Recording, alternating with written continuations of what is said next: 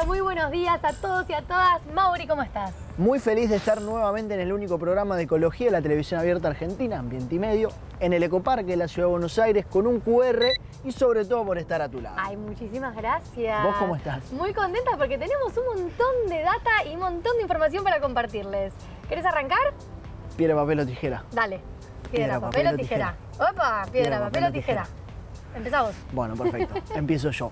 La Organización Meteorológica Mundial lanza todos los años un reporte acerca del impacto del cambio climático en los diferentes continentes y sobre todo los efectos que tienen esos cambios en los desastres naturales. Así es. Vengo con el estudio de los desastres naturales últimamente. Y hemos hablado también de este informe, sí.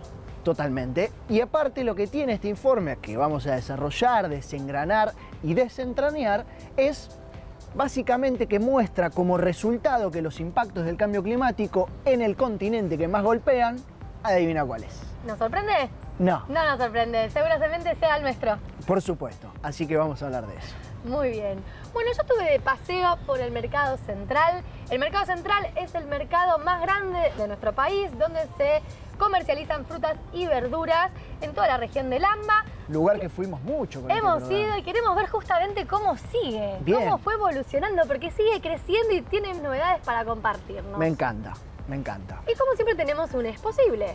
Sí. Muy interesante. Muy interesante porque últimamente se viene, desde hace un tiempo ya, pero se viene hablando de el uso del automóvil.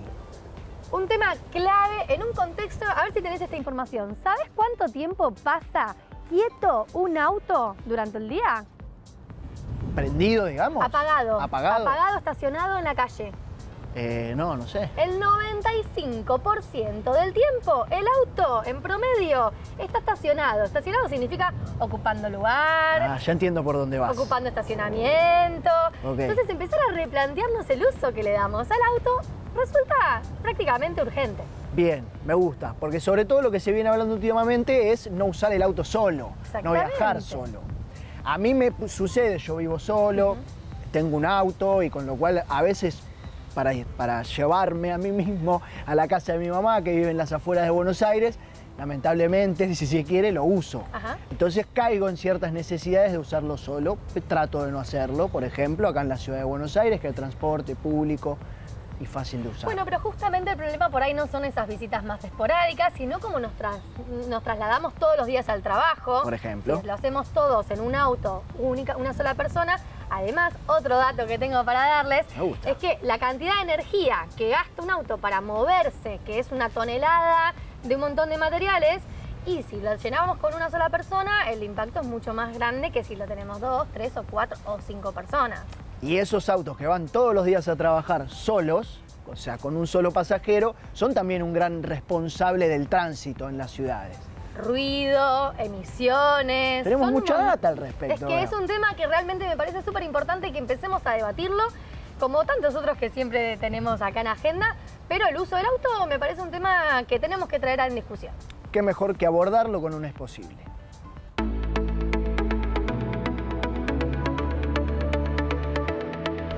¿Es posible promover el uso compartido del coche?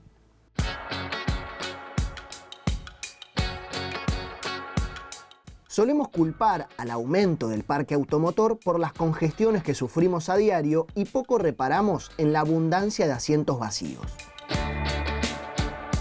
En París, una ciudad pionera en movilidad sustentable, implementaron los carriles VAO para vehículos de alta ocupación.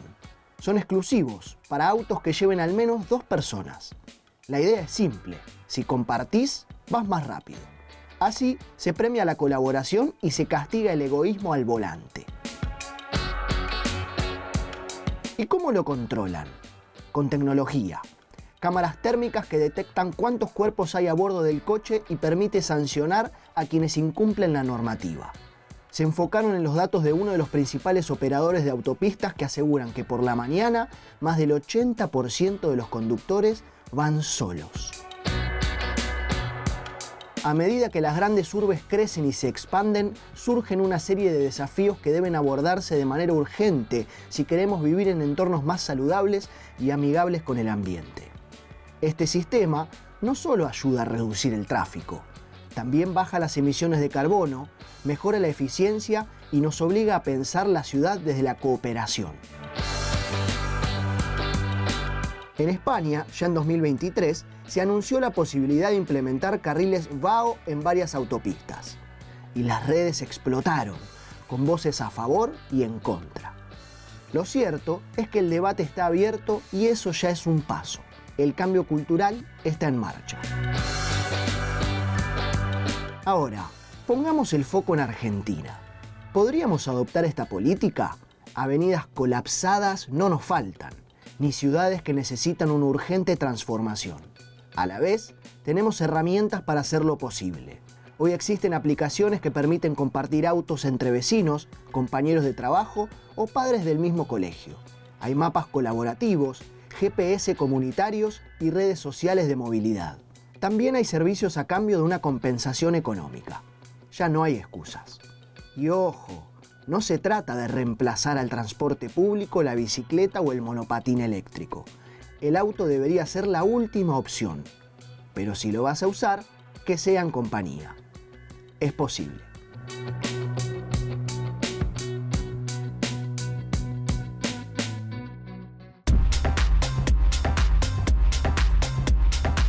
Hoy vinimos a un lugar que seguramente muchos de ustedes ya reconocieron. Para otros, como es mi caso, puede ser la primera vez en conocer el Mercado Central, uno de los nodos de abastecimiento de frutas y verduras más grandes e importantes del país.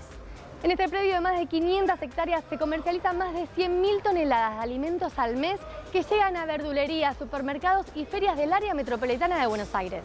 Además, el Mercado Central cumple un rol fundamental en la formación de precios y en el acceso a productos frescos a precios más accesibles. Por eso, lo que ocurre acá adentro importa. Yo creo que a esta altura ustedes ya saben muy bien que en Ambiente y Medio siempre nos interesa mucho más el detrás de escena de las cosas.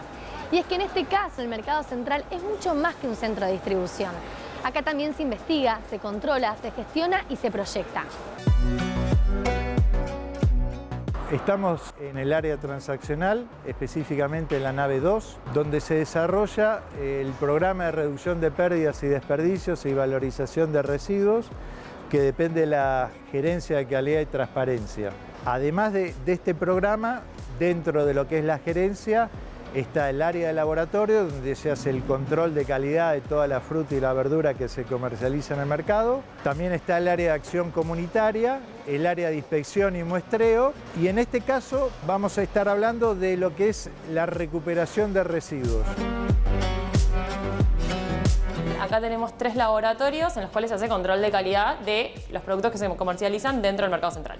Lo que hacemos es control de calidad tanto de cantidad de plaguicidas que hay en las frutas y verduras del mercado, como de control microbiológico de las frutas y hortalizas y también de todos los productos que se comercializan en el mercado, ya sea frutas, verduras, carnes, puestos. La idea de todo esto es asegurar que todos los productos que vendemos acá adentro sean aptos para consumo, cumplan con las normativas que dispone, en este caso, SENASA, que es el organismo de control nacional, para los productos de consumo humano. Las naves mayoristas, que es donde los operadores, que son quienes trabajan en las naves, digamos, traen sus productos, lo que hay es un departamento de inspección que va a tomar muestras y nos las trae a los laboratorios para que nosotros hagamos el control de calidad.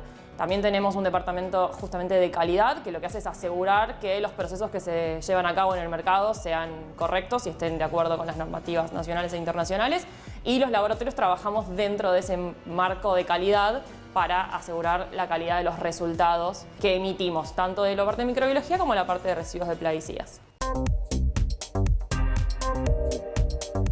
Nosotros dentro del programa lo que hacemos es recuperar alimentos que posteriormente son repasados y acondicionados para ser donados voluntariamente a través de los operadores y que después se donan a comedores, merenderos. Los alimentos que no son aptos para consumo humano y que no tienen valor nutritivo, se hace la recuperación a través de recoleccionarlos en un roll-off para valorizar esos residuos orgánicos a través del tratamiento biológico que se denomina compostaje. De esta manera lo que nosotros hacemos es reducir la gran cantidad de residuos que se generan en el mercado central central a través de la donación, por un lado, de alimentos que todavía son aptos para consumo humano y que tienen valor nutritivo. Esa mercadería se repasa y acondiciona por personal que está capacitado y que hacen curso de manipulación de alimentos en el depósito de acción comunitaria, que es apto y está certificado por el SENASA, y esa mercadería es donada diariamente a comedores y merenderos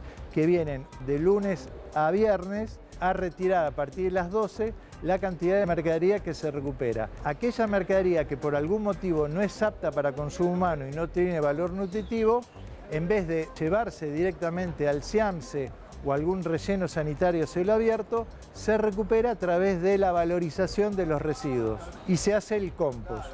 El compost es un proceso biológico, aeróbico, térmico, que tiene una duración de aproximadamente 6 meses y se obtiene finalmente un producto que es una enmienda orgánica que se utiliza para restaurar suelos degradados y por ende también favorece el crecimiento vegetal. Esta gestión integral de residuos lo que busca de alguna manera es reducir la cantidad de residuos que se generan en el mercado central a través de su valorización y también reducir los envíos que se hacen al SIAMSE, con lo cual hay una disminución de los costos logísticos que tiene el mercado central en toda esta operatoria. Hoy por hoy estamos manejando aproximadamente entre 10 y 15 toneladas diarias de mercadería que de alguna manera se procesa. Estamos en un promedio de la mercadería recuperada, repasada y acondicionada y donada en 10.500 raciones diarias de promedio. Eso equivale a 10.500 personas que se alimentan diariamente. Estamos alimentando de alguna manera entre 200 y 250.000 personas por semana. Durante todo el año 2024 se han entregado 2,5 millones de raciones. Esto es un trabajo solidario que hace el mercado central sin ningún tipo de ayuda, sin ningún tipo de aporte. Es producto del trabajo de los operadores que realizan el repaso y el acondicionamiento.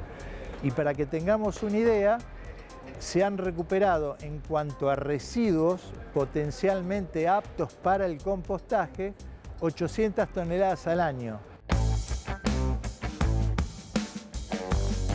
Ver que en un lugar tan grande, tan esencial y con tanto movimiento como lo es el mercado central se impulsan proyectos ambientales es verdaderamente esperanzador. Porque nos demuestra que podemos pensar la alimentación desde otro lugar, con controles de calidad que nos cuiden, con estrategia para disminuir el desperdicio de alimentos que costó tanto trabajo producir e incluso con la posibilidad de ayudar a quienes menos tienen, con una correcta gestión de los residuos orgánicos como podemos ver a mi alrededor y hasta con formas de cultivo más respetuosas con la tierra. Pero sobre todo nos demuestra que se puede dar el ejemplo desde lo masivo. Cuando un actor tan grande mueve la aguja, también le está marcando el camino a todo el sector.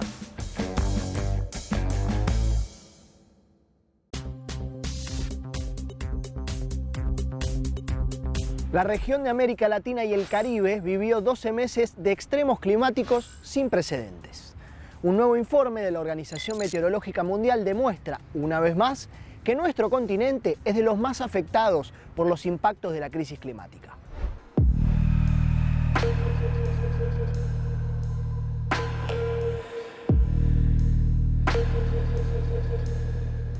La temperatura promedio global superó en 0,90 grados a la media del periodo 1991-2010, ubicando al 2024 como uno de los años más cálidos jamás registrados. En consecuencia, los fenómenos climáticos extremos golpearon a la población caribeña y latinoamericana en varias formas.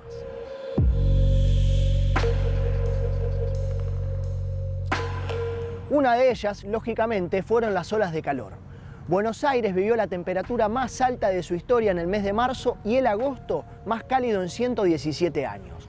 Pero como contrapartida, también hubo olas de frío, con temperaturas muy bajas sin precedentes en 90 años de mediciones en zonas como Malargüe en Mendoza, Tandil o la Patagonia.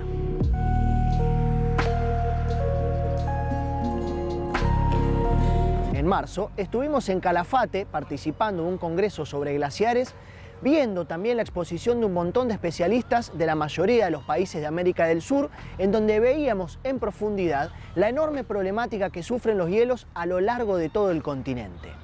En esa lamentable línea, y a causa también del aumento de la temperatura, Venezuela el pasado año perdió a su último glaciar, el Humboldt.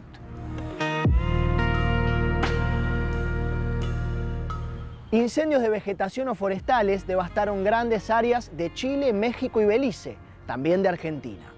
Un cálculo quizás hasta benévolo pero devastador estima que en todo el continente americano, de Alaska hasta Ushuaia o hasta las Islas Malvinas, las hectáreas perdidas a causa de los incendios forestales fue de 79 millones.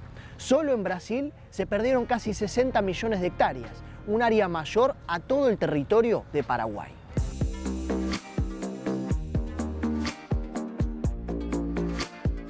En Colombia, en la región del Orinoco, preocupantes condiciones de sequía, con precipitaciones entre un 20 y un 60% por debajo de la media. En contrapartida, nuevamente, y otra vez Brasil, en el estado Río Grande do Sul, una de las inundaciones más trágicas de toda su historia, con más de 2,3 millones de personas afectadas y un saldo de 183 muertes. Un desastre natural que hace rato ha dejado de ser un mero fenómeno natural, sino que se ve concluido por condiciones sociales, económicas, políticas, productivas, culturales, históricas, se transforma en desastre cuando afecta la vida social de las poblaciones, poniendo en riesgo la vida misma, las pertenencias materiales y la infraestructura de las ciudades y los países. Un nuevo informe o reporte de la Organización Meteorológica Mundial evidencia, a pesar de un negacionismo que no tiene ninguna razón de ser, que los efectos de la crisis climática impactan en nuestra región de muy diversas formas. Y eso creo que es lo interesante y lo más urgente de atender, sobre todo para América Latina y el Caribe. La condición política que hace a los desastres naturales entra en juego cuando las autoridades siguen desconociendo los efectos de la crisis y no adoptan las medidas de adaptación urgentes que corresponden. En una línea semejante también hay lentitud para adoptar medidas de mitigación, adaptación y mitigación, dos cosas distintas, al, por ejemplo, no modificar la matriz energética.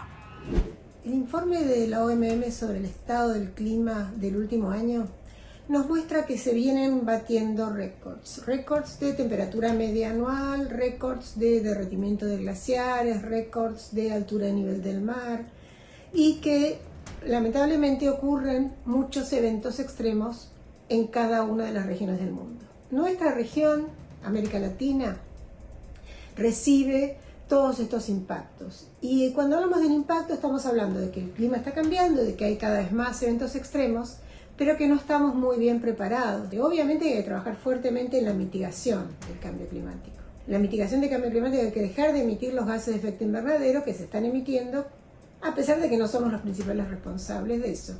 Pero que nosotros tenemos que trabajar fuertemente en la adaptación al cambio climático.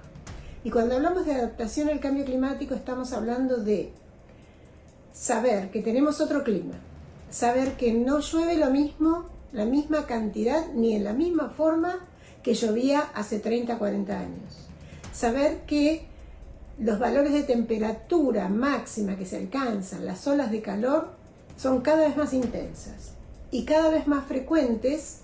En un verano podemos tener varias y además pueden ocurrir fuera de los meses más cálidos. ¿Cómo nos adaptamos? Nos adaptamos pensando en todo lo nuevo que vamos a construir para un clima diferente, ¿no? Pensando en más verde en las ciudades, pensando en más verde en nuestras casas en la medida que podamos, pensar en utilizar otros materiales que ya se conocen en todo el mundo, materiales más aislantes, pero además tenemos que pensar en que día a día tenemos un sistema de alerta ante olas de calor, un sistema de alerta ante tormentas, un sistema de alerta ante vientos fuertes que emite el Servicio Meteorológico Nacional, que está muy bien elaborado científicamente hablando. Pero ¿qué quiere decir este sistema de alerta?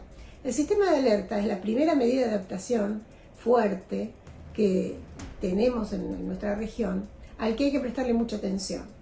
Y digo prestarle atención desde los usuarios, o sea, desde la población, desde los medios de comunicación, desde los sistemas de salud o desde defensa civil. Entonces pensar en qué acciones pueden tomar ante la mayor ocurrencia de estos eventos extremos del clima.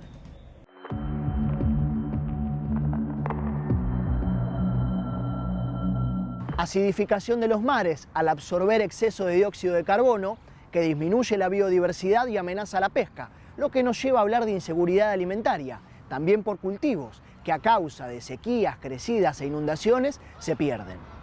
Los desastres naturales no solamente provocan muertes directas, sino altas tasas de enfermedades relacionadas, por ejemplo, con el calor, como vimos hace poquito en una entrevista con el doctor Carlos Ferreira hace algunos programas. Ese es lamentablemente el feo panorama. Y el reporte del 2024 de la Organización Meteorológica Mundial evidencia que la crisis climática no es una amenaza futura. Ya está modificando los patrones climáticos de América Latina y del Caribe. Hay que actuar en consecuencia.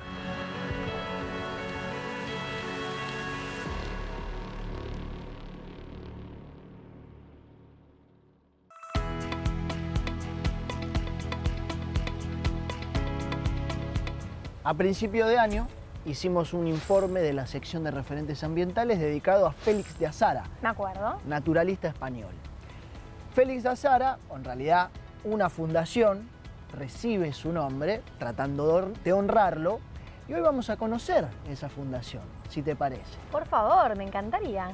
Quien Claudio Bertonati está muy ligado a esa fundación, pero hoy vamos de la mano de Yolanda Davis a conocer las muestras que tiene esa fundación, la historia y muchas cosas más que en breve las conoceremos. Muy copado el tema. Bueno, yo no sé si se acuerdan, pero hace unos programas atrás les mostramos nuestro paseo por Jaucanigás, el noreste de la provincia de Santa Fe, que fuimos a conocer junto a Aves Argentinas, todo lo que se está dando en la región. Y entre las distintas actividades que proponen justamente desde el ecoturismo, que es lo que está proponiendo la región, hay una visita a los pueblos forestales, pueblos que ahora los llaman pueblos fantasmas, porque justamente son lugares donde la industria forestal vino a instalarse, se llevó y extrajo todo el caucho para producir, y una vez que se terminó, se fueron, dejaron todo vacío, sin ningún tipo de potencial de trabajo incluso, y hoy en día justamente lo que intentan es, a través de la cultura y la historia, reafirmar todo ese bagaje, digamos, cultural que tienen, para también traernos un poquito de historia al paseo también natural que propone Jaucanigás. Hermoso, Hermoso. hermoso. Alguien que vos conocés mucho va a estar visitándonos en un ratito, ya estuvo en este programa como entrevistada tuya. Estoy hablando de Naya Cubelier. Que a nadie le importa, pero fue a la primaria conmigo. Ah, es verdad, me acuerdo. Bien, sí, esos datos a mí me gustan. ¿Viste? A mí me gusta. Va a estar hablando del rol de las organizaciones ambientales en estos tiempos, cosa no menor, así que si les parece la escuchamos.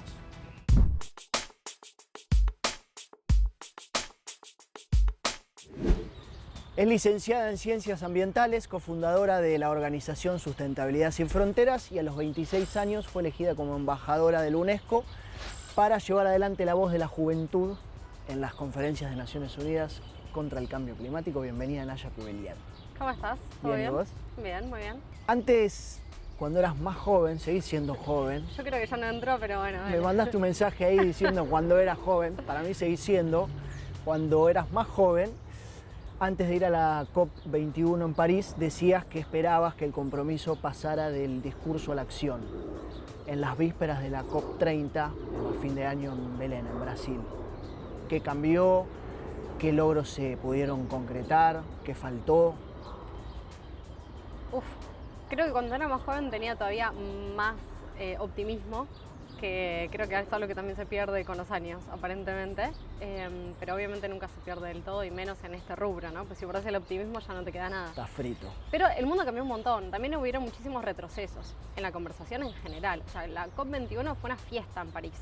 Una fiesta en el sentido de que por fin el mundo se había puesto de acuerdo, que Estados Unidos, que China, que Rusia, que todos estaban ahí en la mesa, todos firmaron. O sea, había una intención de setear un objetivo e ir hacia ahí. Al año siguiente ya teníamos una nueva presidencia en Estados Unidos, una retirada del Acuerdo de París de un jugador importante, cambió de vuelta la configuración internacional y eso se fue pinchando poquito a poquito. Pero la realidad es que es compleja, no es que se pinchó todo, no es que tipo, está todo mal o está todo bien. Eso es muy difícil porque requiere un análisis un poco más profundo. O sea, el sector de las energías renovables puede ser que les esté yendo mejor. Países como China están encaminados a cumplir su objetivo de carbono neutralidad. La Unión Europea sigue avanzando en sus políticas, más lento de lo que a uno le gustaría, pero avanza. Entonces, la respuesta es compleja. ¿Cambió el mundo? Sí, un montón.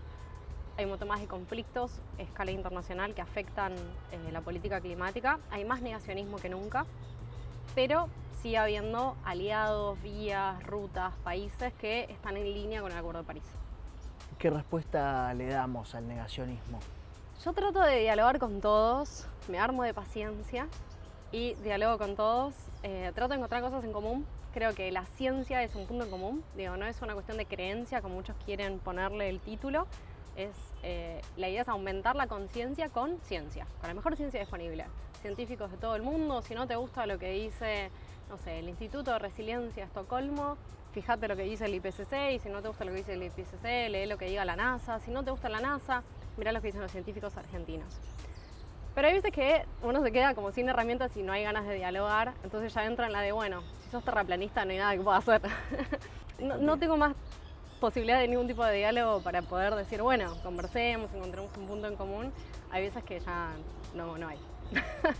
¿Y qué crees que es lo más desafiante de ser una activista ambiental latinoamericana, más allá de que tengo entendido que naciste en Bélgica? Así es, nací pero nunca viví. O sea, con 3 meses de vida me subí a un avión, aterricé en Buenos Aires. Y acá te quedas. Desde entonces viajé mucho, pero siempre vivía en Argentina.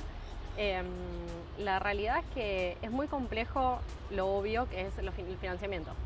Comparado con el tercer sector en Estados Unidos o en Europa, que está mucho más desarrollado, la filantropía está más desarrollada, se entiende mejor el rol de las ONGs, se lo respeta, porque se entiende que cubren un espacio que ni el sector privado ni el sector público jamás va a poder cubrir, en un rol de monitoreo, en un rol de denuncia, en un rol de concientización, en un rol de estar cerca de las comunidades.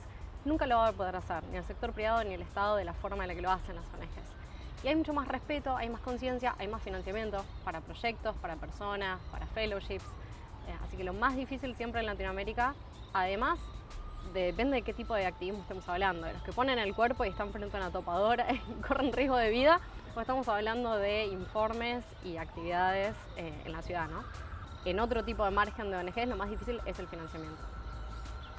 Imagino que por lo que decís ahora has visto, tanto afuera como acá en Argentina, soluciones innovadoras, interesantes a lo largo de tu experiencia y de tu rol en Sustentabilidad Sin Fronteras. ¿Querés nombrarnos algunas de ellas? Son un montón. Generalmente las COPs, más allá de la parte política, siempre es como una gran convención donde todo el mundo lleva un montón de iniciativas. Las hay desde la captura de carbono con algas a avances en la agroecología, que demuestra que puede tener mismos rendimientos que otro tipo de agriculturas más tradicionales. Avances en la construcción, con el concreto, que se utiliza con una gran parte de plásticos, que hacen una mixtura que obviamente reduce el impacto del cemento, de la producción de cemento en lo que es la arquitectura. Hay un montón de iniciativas más del tipo sociales, donde se prioriza de que al futuro se va en bici y en tren, ¿no? Como más iniciativas ecociudadanas con este concepto de las ciudades de 15 minutos, pero que realmente lo llevan a la práctica. Que tiene mucho que ver también con los corredores de nativas, con las huertas urbanas. Todo eso generalmente está en flor en todos esos espacios y también se presenta. Pero la realidad es que no hay una sola cosa innovadora y boom, con esta es una, como se le dice, bala de plata y resolvemos el cambio climático. O sea, eso no va a existir y está bien que no exista. Porque Argentina tiene sus problemas y Alemania tiene sus problemas y son diferentes. Entonces es como más bien una miríada de innovaciones o de soluciones. Y a mí, personalmente, las que más me interesan son las sociales. Esos experimentos donde hay comunidades, hay ciudades, hay barrios, hay pueblos que logran una vida diferente, más acorde a los valores que deberíamos tener en este siglo. Y en eso social, ¿qué decís? ¿Qué rol crees que cumplen las organizaciones ambientales en estos tiempos? Bueno, un montón. Informar, concientizar, empujar, destacar voces. A veces hay voces que son invisibilizadas y es un rol ir a buscarlas y darles valor, destacar voces. Obviamente hacer incidencia política. O sea, la política a veces va por un lado y es el rol de las ONGs ayudar para que si o no vaya por ese lugar o que encuentre una alternativa. También en el punto legislativo también hay un rol en ayudar a escribir las leyes. Hay un rol también en la justicia, en denunciar cuando otros lugares, otras personas no lo hacen. Y todos esos son roles claves que cubren muchas veces una miríada de ONGs. O sea, es un ecosistema de alianzas, ¿no? De organizaciones sociales. Y que además ustedes tienen un proyecto que queremos conocer, que es Un Buen Día para un Futuro Mejor. Contanos de qué se trata. Creemos que hay mucha ecoansiedad últimamente, ¿no? Y la forma en la que se presenta el tema del cambio climático muchas veces aleja a las personas de la conversación porque o es demasiado o no lo entiendo o no quiero saber de esto o se politiza. Y tenemos que traer justamente lo contrario. Necesitamos gente comprometida, activa y entusiasmada por crear un mundo mejor. Pero no tenemos muchas visiones de mundos mejores. Entonces le preguntamos a 30 líderes latinoamericanas cómo sería un día en sus vidas si superamos las crisis sociales y ambientales. Le preguntamos a La Sirena del Hielo, que es una recordina, es deportista chilena. Le preguntamos a Cristiana Figueres, que escribió increíblemente para este proyecto, siendo la arquitecta del Acuerdo de París. Le preguntamos a mujeres rurales de Paraguay y de Centroamérica que cuentan desde su ruralidad. Le preguntamos a artistas, le preguntamos a una conductora de televisión, le preguntamos a todas lideresas que nos inspiran en su forma de ver el mundo. ¿Y para vos? ¿Cómo sería un buen día? Y para mí es bastante sencillo. Para mí, mientras haya un mate o una mantita de amigas, el lago puede estar restaurado por un corredor de nativas, podemos vivir de otra manera, con un montón de elementos que ya están acá entre nosotros sin inventar la rueda. Muchas gracias por haberte acercado. Nada, un placer. Y nosotros, como siempre, seguimos con más Ambiente y Medio.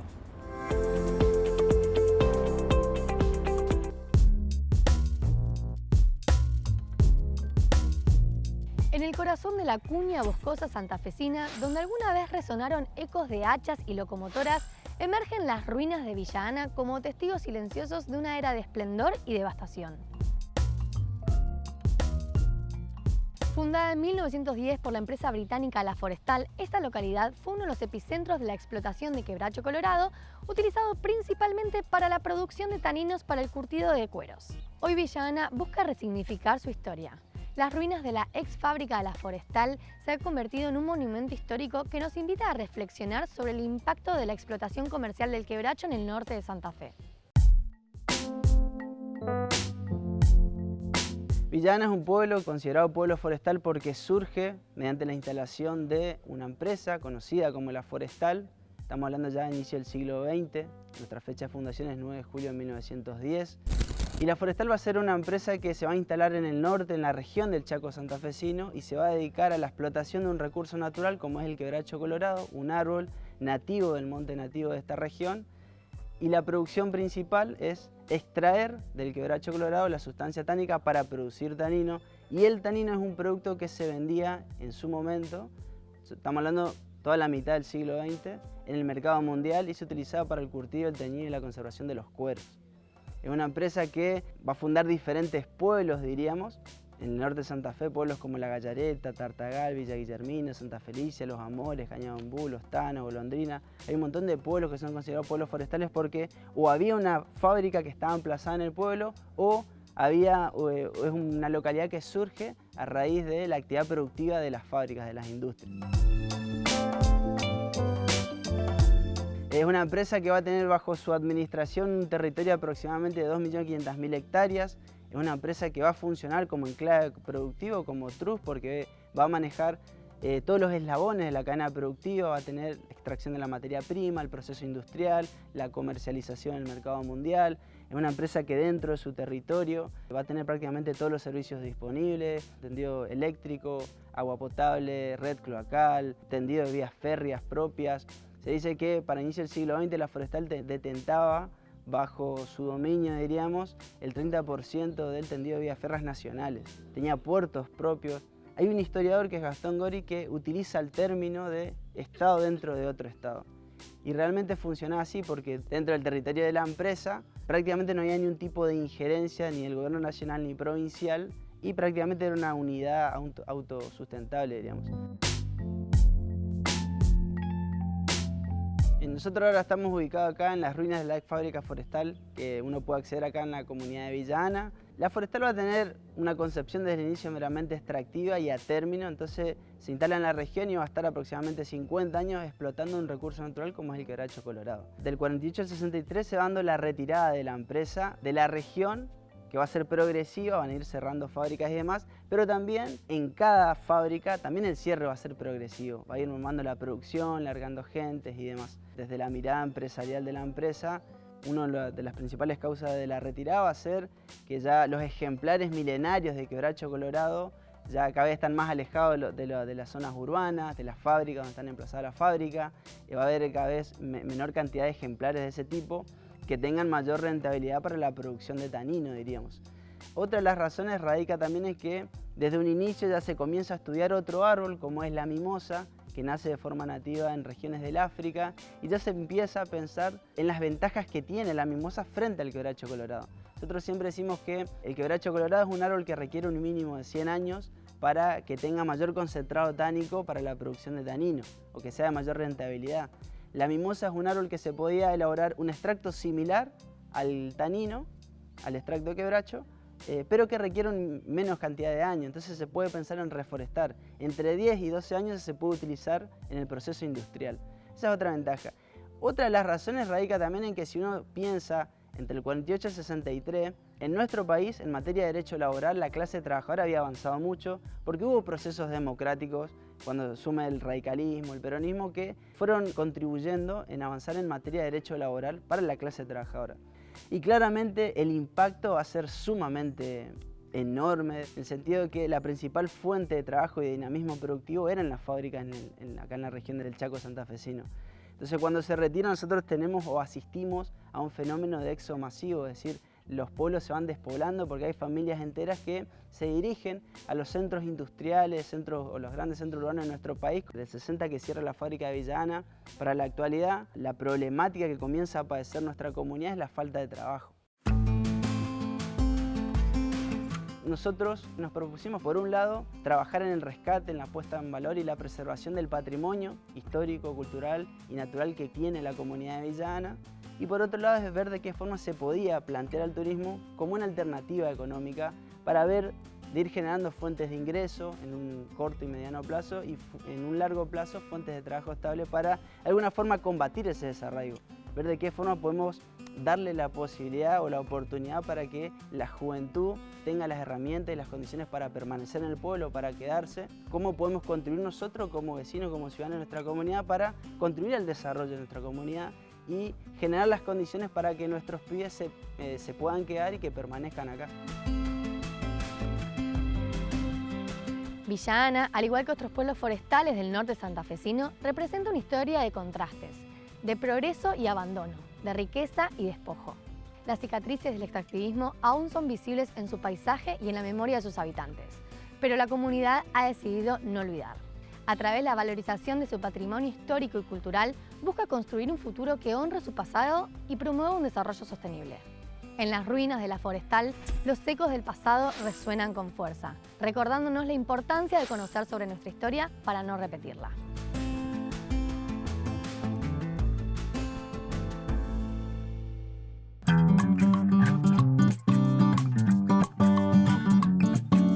La Argentina cuenta con un sistema nacional de colecciones biológicas. Las colecciones son un elemento distintivo de la historia de la práctica científica y la construcción de conocimiento, y que hace también a la formación de la cultura.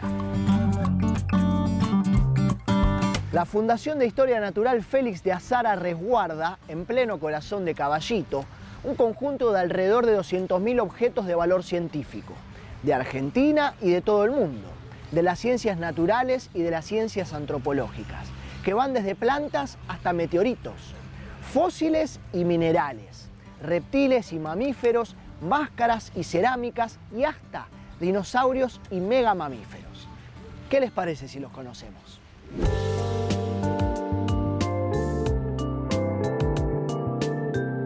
Todo aquel que viene de visita a la Fundación Azara ya viene con un propósito, o sea, viene sabiendo a qué viene.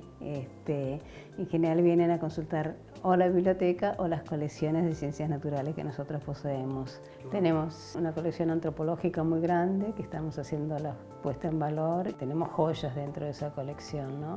Después, por otro lado, tenemos una colección de geología, de paleontología. La colección de paleontología de objetos reales son poquitas, pero tenemos una colección muy buena de réplicas de excelente calidad que son consultadas también. Después tenemos la colección más consultada, es la ictiología, que ustedes vieron que es una joya.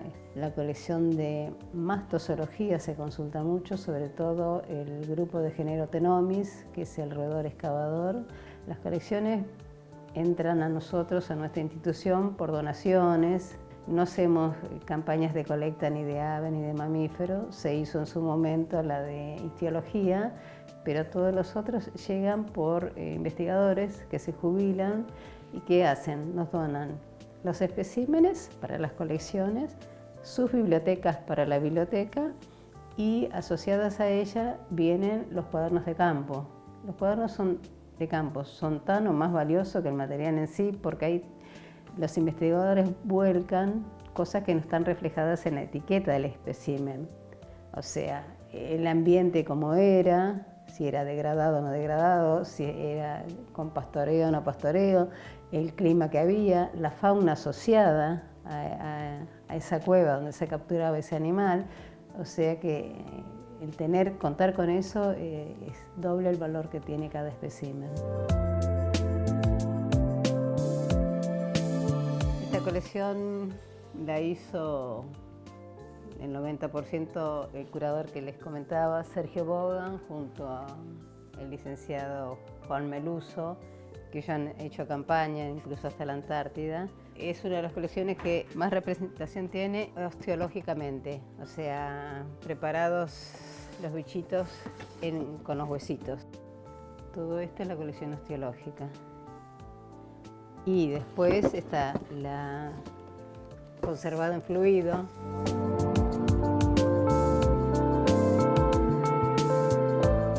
En la biblioteca de la Fundación Azara van a encontrar material principalmente relacionado con las ciencias naturales y las ciencias antropológicas. En cuanto a las antropológicas, se resumen en esta biblioteca en tres grandes disciplinas. Sería la arqueología, la antropología social, pero mayormente la antropología biológica, ¿no? Que está más vinculada con los fines de esta institución. Y también tenemos una parte de etnografía, que son el estudio de las culturas originarias acá en América, y también una parte de folclorología, ¿no? Estudio de los pueblos más recientes, que nacen de la fusión de culturas. Después, en cuanto a las ciencias naturales, se divide, digamos, en tres grandes ramas, que sería la biología, como el estudio de la vida en general, y después tenemos las dos grandes subdivisiones, que serían la zoología, el estudio de los animales, y la botánica, que es el estudio de los vegetales. Desde el año pasado estamos recibiendo practicantes de bibliotecología, actualmente del Instituto de Formación Técnica Superior número 13. Bueno, ellos tienen la posibilidad de elegir las instituciones en las que quieren hacer las prácticas y tenemos el agrado, este año nos enteramos que somos una de las dos instituciones que más eligen los estudiantes, ¿no? Para venir a hacer sus prácticas. Así que para nosotros es un lujo haber recibido esa noticia y bueno, recibirlos y que ellos aprendan un poco más de lo que es el oficio del bibliotecario, de la profesión del bibliotecario, ¿no? Porque hay una carrera de por medio y a nosotros nos ayudan y ellos se llevan una experiencia que les enriquece su conocimiento teórico con lo práctico, ¿no?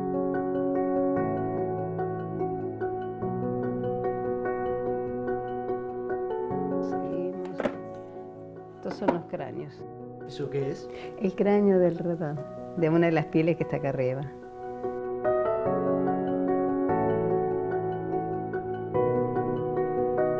Nosotros estamos haciendo esto que llamamos colección unificada, que es el producto de varias colecciones anteriores. La colección mía propia, con la cual se reunieron entre 15 y 20.000 lotes de caracoles. Y ahora estamos en el trabajo de ordenar todo, cargarlo en base de datos de forma filogenética, o sea, de mayor a menor en su grado evolutivo. Entonces se ha hecho el esfuerzo de construir todo este mobiliario que es apropiado y especial para esta tarea, Y se han adquirido estas cajas acrílicas que son muy importantes para la preservación de la pieza, porque la idea es que duren para siempre las cosas. Nosotros a veces manipulamos, cuando vamos a hacer algún estudio en los museos, material que tiene 200 años en el museo. Malacología es la ciencia que estudia el filum molusca, todos los moluscos completos. Son 7 grupos principales. Uno son los caracoles, los gastrópodas. Otro es bivalvia, que son todos los bivalvos, almejas, mejillones, ostras. Después están los cefalópodas, donde están los pulpos y los calamares. Y después hay grupos menores como los escafópodas, monoplacófora, aplacófora. En pocas especies, viven en profundidad. Por ejemplo, aplacófora no tenemos ninguno en la colección. Yo solo vi uno en mi vida. El valor es invaluable porque en realidad todo lo que estamos haciendo desde la creación de la fundación se tuvo muy en claro que las cosas hay que hacerlas bien para que perduren. Nosotros estamos recibiendo, como verán, tenemos muchos investigadores que ya no están. Bueno, gracias a ello nosotros tenemos en los museos o en la facultad colecciones que siguen vigentes y que siguen siendo tan útil o más útil que cuando ellos la prepararon o la colectaron. Así que en realidad el valor es inmenso. El 2 de diciembre del año 2021, la biblioteca y la colección de la Fundación Azara fue declarada de interés cultural por la legislatura porteña. Después de todo lo que vimos, no hace mucha falta explicar por qué. Y no se trata solamente de una colección de muestras biológicas y científicas, sino que hablamos de nuestro patrimonio. Y que lo conozcamos nos ayuda a entender, además de querer preservar lo actual, por qué luchamos por lo que luchamos en este hermoso mundillo que llamamos ambiente.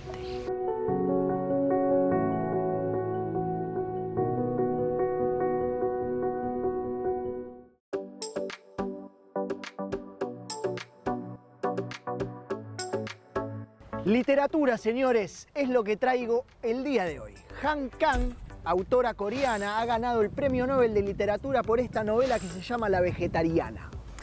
Se trata de un matrimonio, la protagonista es la mujer, cuyo nombre no voy a decir porque es en coreano, así que cada uno lo leerá en sus adentros como le suene. Se trata de un matrimonio insípido, de alguna manera, que no tiene ninguna particularidad, ningún gusto rutilante, ninguna rutina que sea extraordinaria justamente. Y además de lo ambiental, por supuesto que tiene una perspectiva ambiental, además de eso, también nos habla de cuestiones que relacionan al género, con un marido que se encuentra cómodo dentro de esa relación insípida, porque básicamente no le reclaman demasiado, se encuentra tranquilo. Bueno, retomo. Estamos hablando de una mujer que se encuentra en esa tradicional, si se quiere, nada misma en su vida, hasta que un día se despierta de una pesadilla, de un sueño que tiene que ver con lo animal, que tiene que ver con la sangre, que tiene que ver con la carne, y saca de su heladera y tira todos los alimentos cárnicos que se encontraban allí, que dicho sea de paso eran un montón, desde comidas particulares de Corea del Sur hasta comidas tradicionales que hay en el mundo occidental también. Y a partir de ahí empieza una relación no solo con el marido, sino con ella misma, en donde la relación con la naturaleza, los animales, con las otras personas que obviamente siguen comiendo carne, se vuelve totalmente trastornada y aparte empieza a tener algunos problemas psiquiátricos y la verdad es que la novela se pone un poquito densa y oscura. Nos trae un disparador ambiental que tiene que ver el vegetarianismo. Insistimos siempre que no es necesario hacerse vegetariano para transitar este hermoso mundo que es el ambientalismo, pero simplemente traemos algo de literatura que siempre está bueno traer a colación y en este caso con algo ambiental. Buenísimo, y como bien decís, es cuestionar el consumo. Exactamente. Y tomar mejores decisiones con información completa. Exactamente. ¿Quiénes somos nosotros? Fundación Ambiente y Medio, ¿y qué hacemos? Creamos y hacemos periodismo y contenido ambiental con mucho gusto, esperamos que les guste y esperamos también que nos acompañen la semana que viene. Nos vemos la próxima.